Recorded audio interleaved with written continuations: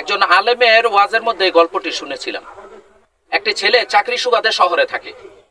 তো কোনো একদিন ছেলেটির বাবা তার বাড়িতে গিয়ে উঠলো রাত্রিকালে, বিশেষ একটি প্রয়োজনে গিয়েছিল।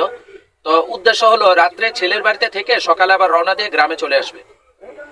তো রাত্রে তার ছেলের বাড়িতে যাওয়ার পরে ছেলেটির স্ত্রী শ্বশুরকে দেখে মোটেও খুশি হতে পারলো না।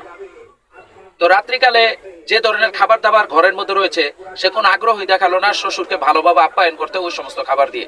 সে একটা ডিম ভেজে দিল, কোনো রকমে আর কি একটু ল্যাপ ছ্যাপ মার্কা খাবার দিয়ে শ্বশুরকে আপ্যায়ন করলো। ছেলেটি ঝগড়ার ভয়ে বউকে কিছু বলল না। শ্বশুরও আধা পেটা খেয়ে কোন রকমের রাত কাবার করে দেবার চিন্তা করলেন।